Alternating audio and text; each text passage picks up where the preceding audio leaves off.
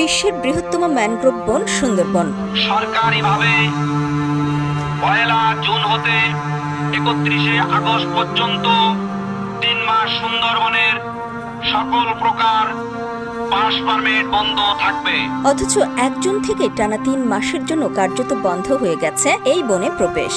সবাইকে অনুরোধ করা যাচ্ছে যে নিষিদ্ধ সময়ে সুন্দরবন থেকে মধু, মাছ, কাঁকড়া, গোলপাতা, কাঠ সহ কোনো বনজ সম্পদ আহরণ থেকে সম্পূর্ণ বিরত থাকুন। মাছ ধরা, কাঁকড়া আহরণ, মধু সংগ্রহ, এমনকি পর্যটকদের প্রবেশ নিষিদ্ধ করেছে বন বিভাগ। 2019 সালে প্রথমবারের মতো সুন্দরবনে মৌসুমী নিষেধাজ্ঞা চালু হয়। শুরুতে 2 মাস থাকলেও পরে তা বাড়িয়ে 2021 সাল থেকে নিয়মিতভাবে জুন, জুলাই ও আগস্ট মাস জুড়ে এই নিষেধাজ্ঞা কার্যকর হচ্ছে। তবে এই সিদ্ধান্তে সবচেয়ে বেশি বিপাকে পড়েছেন সুন্দরবন নির্ভর জেলে, মৌয়াল ও বনজীবীরা। কিন্তু আমাদের এই সমস্যা হচ্ছে যে 3 মাস আমাকে খাতি কষ্ট হয়ে যায়।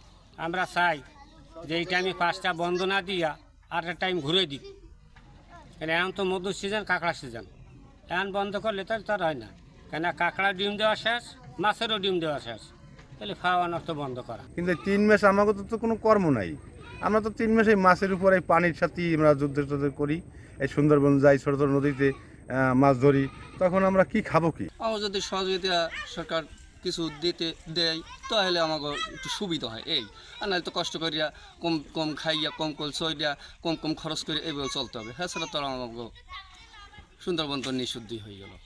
বন বিভাগের তথ্য বলছে, জুন থেকে আগস্ট সময়কাল সুন্দরবনের মাছ ও জলজ প্রাণীর প্রধান প্রজনন মৌসুম। সে কারণেই প্রতি বছরের মতো এবারও জীববৈচিত্র্য সংরক্ষণে কার্যকর করা হয়েছে এই নিষেধাজ্ঞা। সরকার বনকে টিকিয়ে রাখার জন্য এবং প্রজনন বৃদ্ধি ঠিক রাখার জন্য এই 3 মাস বন্ধ রাখা। সুন্দরবন রক্ষায় সরকারের পাশাপাশি বিভিন্ন শ্রেণী পেশার মানুষকে এগিয়ে আসার আহ্বান জানান সংশ্লিষ্ট মন্ত্রী।